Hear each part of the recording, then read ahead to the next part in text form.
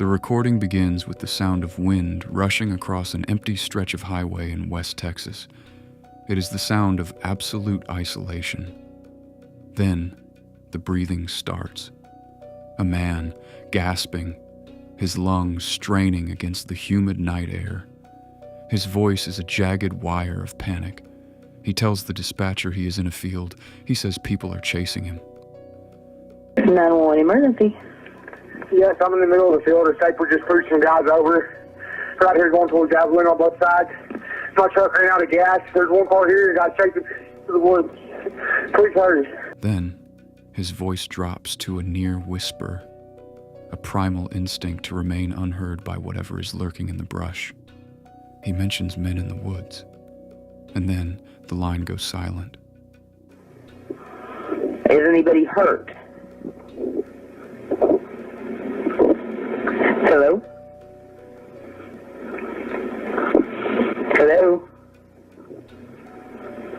No screams, no impact, just the hollow hiss of a dead signal. Minutes later, a brother arrives at the exact coordinates.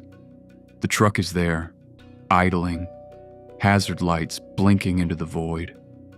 The door is flung wide, but the man who made the call has vanished. No footprints leading into the dirt, no struggle, just a dark Texas highway and a mystery that has defied investigators for over a decade. What was happening in those 4 minutes of audio? Who was chasing him? Or was the danger coming from somewhere else entirely? Tonight, we examine 2 disappearances bound together by a chilling commonality. The final moments of a life, captured and preserved not in stone, but in the static of a phone call. These are the voices of the vanished. In Texas, a frantic plea for help.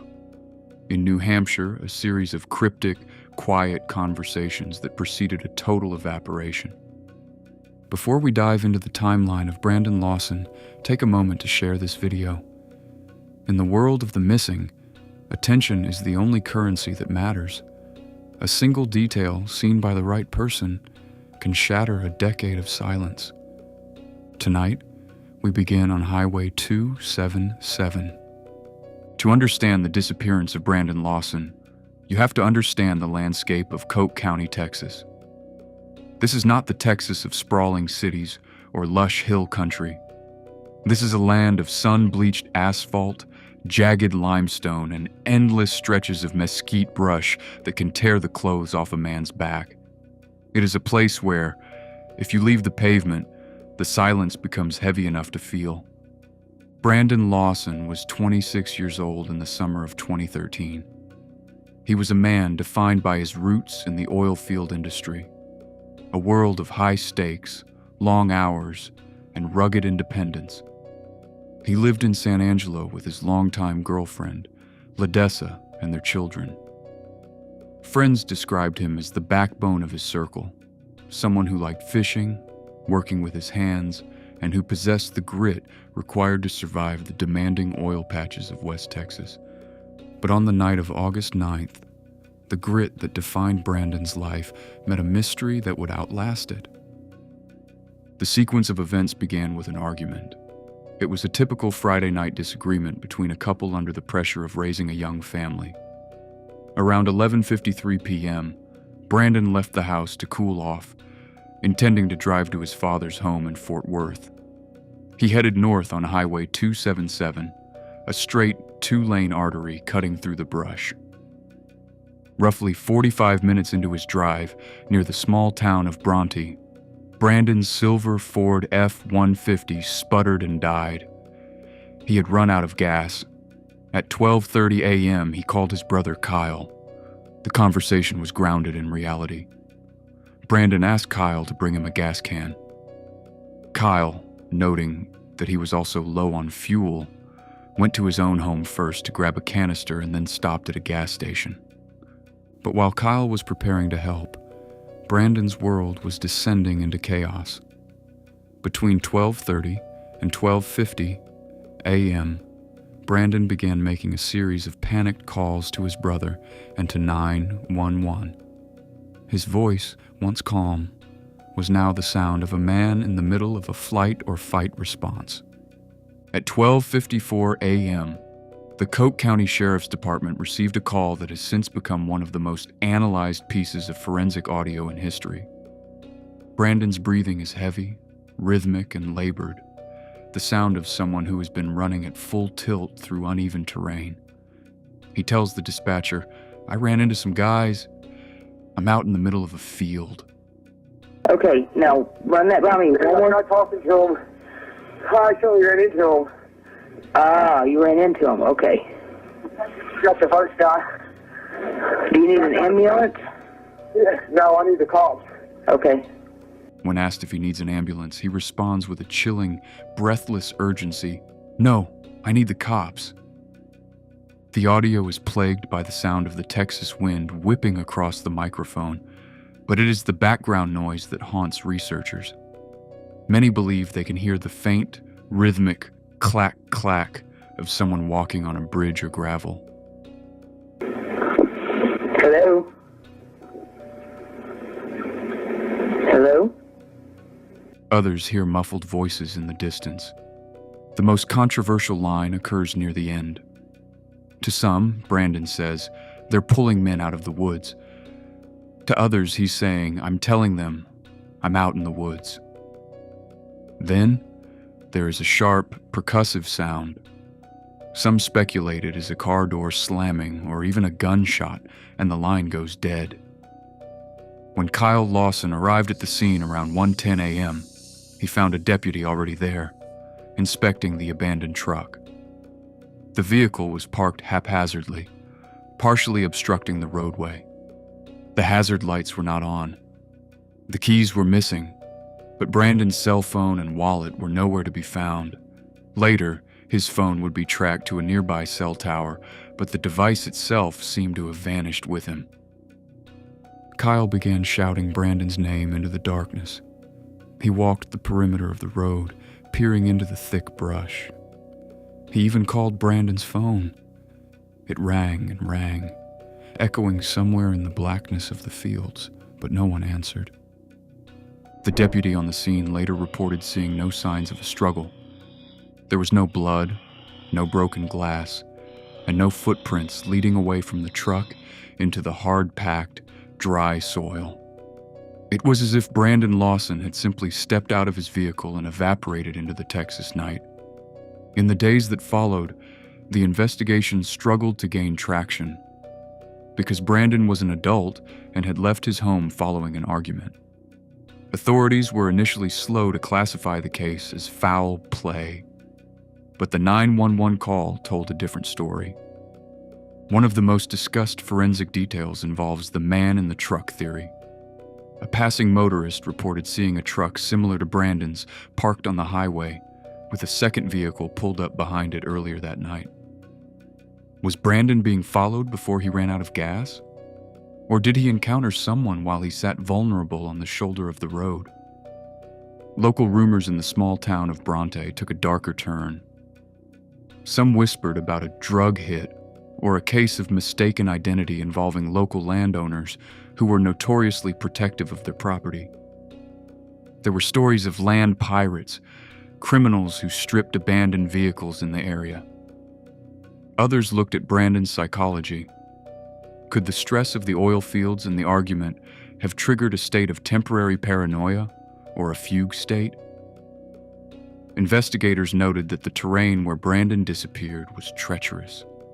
If a person were running in the dark, they could easily fall into a ravine or a dry creek bed, becoming hidden by the dense vegetation. For 8 years, the Lawson family lived in a state of suspended animation. They organized their own search parties, hired private investigators, and kept Brandon's story alive on social media. They refused to accept that a man who knew the land could simply get lost and never be found. Then, in February of 2022, the mystery reached a grim conclusion. A search team on a private ranch, roughly a mile from where the truck was found, discovered a pair of boots and remains. DNA testing confirmed the inevitable.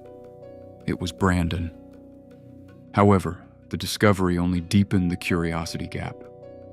The area where Brandon's remains were found had been searched by helicopters and ground teams in 2013. How did a body remain undetected for nearly a decade so close to the road? And more importantly, the remains showed no obvious signs of trauma, leaving the cause of death undetermined. The 911 call remains the only testament to Brandon's final moments. It captures a man convinced he was being hunted. Whether those hunters were real or whether Brandon was fleeing shadows in the dark, the result was the same. He died alone in the brush, just out of reach of the brother who was coming to save him. Brandon Lawson's story ended in the brush of Texas, a victim of a chase we may never fully see. His final moments were loud, frantic, and filled with the sound of a man fighting for air. But our next case represents the opposite end of the spectrum. It is a disappearance defined not by screaming, but by a series of quiet, deliberate, and deeply cryptic phone calls. Calls that suggest a young woman was planning an escape, or perhaps was being lured into a trap. We move from the sweltering heat of the South to the frozen, snow-choked curves of the White Mountains in New Hampshire.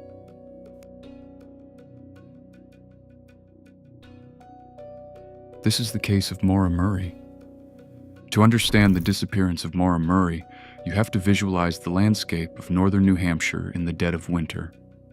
Route 112, known locally as the Wild Ammonoosuc Road, is a winding two-lane ribbon of asphalt that snakes through the White Mountains. In February, the sun sets early, leaving the road in a state of oppressive, blue-tinted darkness. The air is so cold it stings the lungs, and the snow on either side of the pavement acts as a high, white wall. Maura Murray was 21 years old in 2004. So, in February of 2004, Maura Murray went missing. She was reportedly last seen at about 7:30 p.m. After a single-car accident on Route 112 in Haverhill, New Hampshire. She was a nursing student at the University of Massachusetts Amherst, but her pedigree was even more impressive. She was a former West Point cadet, a star athlete, and a woman who possessed a rare kind of mental and physical discipline. To her friends, she was the girl who could outrun anyone on the track and still maintain a high-grade point average. But beneath that polished exterior, something was beginning to fracture. The descent began on Thursday, February 5th. While working her shift at a campus security desk, Maura received a phone call around midnight. Her supervisor found her completely unresponsive, staring into a corner of the room in a state of shock. When asked what happened, Maura only whispered two words: "My sister." That's what fuels us, is the love and support that we've received from so many people from all over the world. Investigators would later trace this call to her sister, Kathleen. While Kathleen was struggling with personal issues at the time, the conversation didn't seem to explain Maura's total emotional collapse. Forensic psychologists have often wondered if there was a second call, one that went unrecorded, or if Maura was already carrying a weight that the world couldn't see. On Monday, February 9th, Maura's behavior became even more erratic. She emailed her professors and work supervisors, claiming there had been a death in the family and she would be gone for a week. This was a lie. There was no death. She then went to an ATM and withdrew $280, nearly her entire balance. She stopped at a liquor store and bought a bottle of Bailey's, Kahlua, vodka, and a box of red wine. By 4 p.m., she was driving north. She didn't tell her boyfriend. She didn't tell her father. Tell me what you did, tell me what you didn't do, and I'll try to go back and see what you didn't do and take a fresh look at it and start it all over. It gives me my best hope, it gives me my only hope. She simply headed into the mountains. At 7:27 p.m., Maura's black Saturn failed to navigate a sharp, hairpin turn near the town of Haverhill. The car struck a snowbank, spinning enough to damage the front end and deploy the airbags. On the search for Maura Murray, 20 years ago, this week, the college student from Massachusetts crashed her car on Route 112 in Haverhill, never to be seen again. A local bus driver named Butch Atwood was the first on the scene. He lived only a few hundred feet away. He saw a young woman standing by the car. She wasn't bleeding, but she appeared cold and shaken. When he offered to call the police, Maura pleaded with him not to. She told him she had already called AAA for a tow truck. Butch knew this was impossible. In 2004, that stretch of Route 112 was a notorious dead zone for cell service. He went inside his house to call the authorities anyway. I'll explain to you why we searched that home and what brought us there. Between the time Butch went inside and the arrival of the first police officer at 7:46 p.m., a window of only 19 minutes, Maura Murray vanished. When the responding officer approached the Saturn, he found a scene that raised more questions than it answered. And we continue to work a great deal on this case cooperatively between the Attorney General's office, the state police, and the FBI and other individuals. The car was locked.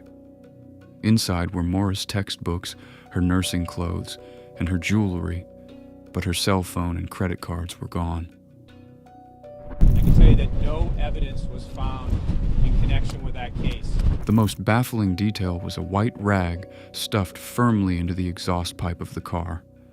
Her father, Fred Murray, would later claim he told Maura to do this to hide the smoke from a faulty engine so she wouldn't get pulled over. This has obviously been difficult on the Murray family, their friends and family. It's also been difficult on the residents that live in that area. However, many investigators found this explanation thin. So I want to be clear, we certainly did not believe that there was any credible evidence in this case that led us to believe there was evidence connected to Ms. Murray's disappearance. But the state police and the FBI in our office did go down and conduct that search today. Why would she do it after the crash? Was it a signal? Or was it an attempt to incapacitate the vehicle? The following morning, a massive search was launched.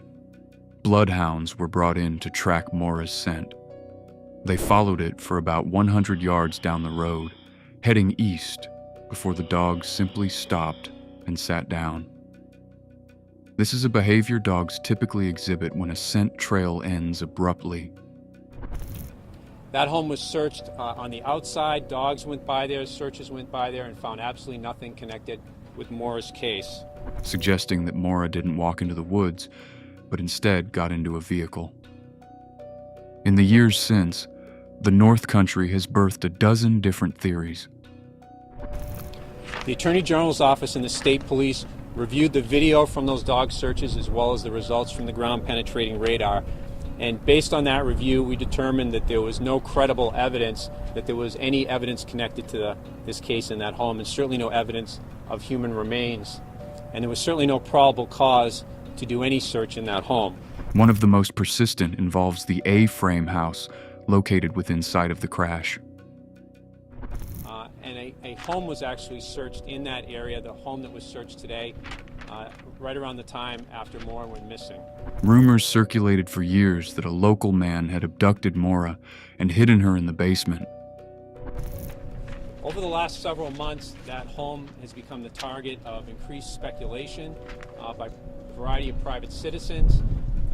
Some private citizens stated that they believed that there was a body, in fact, in that home, in the basement.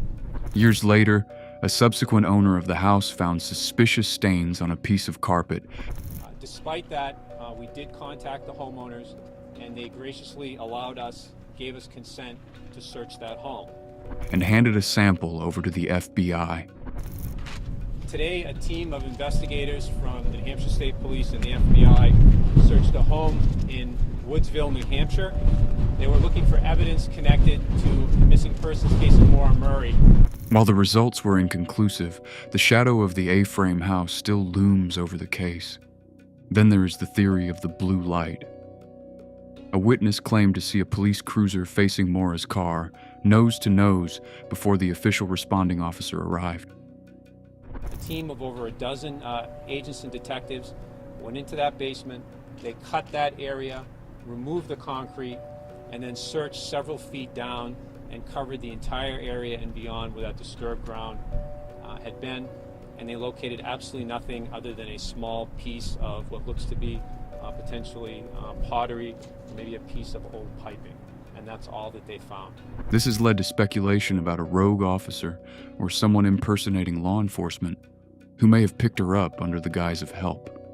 The most chilling piece of evidence came 3 days after the disappearance. So in March, state police and the FBI returned to that home, did a further survey of the basement of that home, and then today, a team of FBI agents and state police detectives went into the home and actually searched that basement. And they did that by actually cutting and removing the concrete in the area where the ground-penetrating radar had detected a disturbance. Maura's boyfriend, Bill Rausch, was at the airport on his way to help with the search. He received a voicemail from a calling card. When he played it, he heard the sound of someone breathing heavily, followed by a soft, high-pitched sobbing or whimpering sound. He was convinced it was Maura. Authorities eventually traced the call to a calling card used in a Red Cross office, dismissing it as a coincidence. And really that theory was based on a variety of different pieces of evidence, including a search that was done by a couple of dogs that belonged to private citizens, and a search that was done with something called ground-penetrating radar. But for those who have heard the descriptions of that recording, it remains a symbol of the lost voice of Maura Murray. Maura's father has spent 2 decades walking the snowy shoulders of Route 112. It might be the key that starts to unlock the correct avenue to follow. He has fought the New Hampshire State Police in court to see the evidence. Her family knows her better than any other party. A second set of eyes looking at information that is clearly non-exempt may ultimately lead to locating her. He believes his daughter was a victim of opportunity, that she was in the wrong place at the worst possible time, and that someone in those mountains knows exactly where she is. Both Brandon Lawson and Maura Murray left behind a digital echo, a final phone call that serves as a bridge to nowhere. One was a scream in the dark. The other was a series of silent, calculated moves. But both ended in the same place, a void that no amount of investigation has been able to fill. So obviously whenever you use the term missing person, there's the possibility that there might be criminal action which caused that person to go missing.